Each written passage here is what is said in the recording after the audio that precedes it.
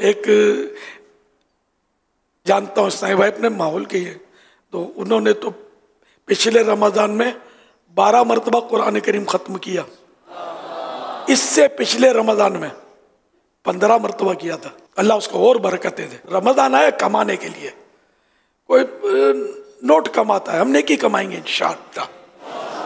تو یہ نیکیاں کمانے کا سیزن ہے، نوٹ کمانے کا تو سیزن سارا ہی سال ہے، تو اس لیے نیکیاں کمائیں، خوب کمائیں اور رچ کے کمائیں، اور اللہ کی رضا کے لیے ہو سکے تو جس سے بن پڑے نیت کر لے کہ میں 3 بار قرآن کریم ختم کر لوں گا پورے رمضان میں۔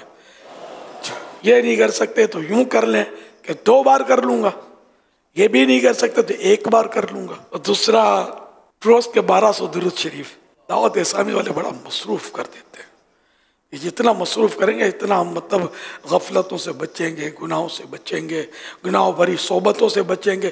ظاہر برے دوستوں سے گپے مارتے ہوئے تو تلاوت کرنے سے رہے، درود شریف پڑھنے سے رہے، ادھر ادھر بھٹکنے سے، بازاروں کی رونقیں دیکھنے سے تو یہ سارے کام مشکل ہے نا۔ میں کسی قاری کو دیکھتا ہوں نا، حافظ سے اتنا مجھے رشک نہیں آتا کہ پتہ نہیں صحیح پڑھتا ہے نہیں پڑھتا ہے، اللہ بہتر جانے۔ یہ ہے قاری، مجھے اس پر رشک آتا ہے کہ یہ وہ ہستی ہے کہ جس کو قرآن درست پڑھنا آتا ہے۔ حقیقت بولتا ہوں، میرے دل کے جذبات ہیں کہ جس کو درست قرآن پڑھنا آتا ہے، اور مشکل یہ کہ بسم اللہ الرحمن الرحیم بھاری تعداد، میں کہوں لاکھوں مسلمانوں کو پڑھنا تو نہیں آتا، بچپن سے پڑھتے ہیں۔ یہ تو کسی قاری کے سامنے پڑھیں گے تو وہ بتائے گا کہ آپ صحیح پڑھتے ہیں یا غلط پڑھتے ہیں۔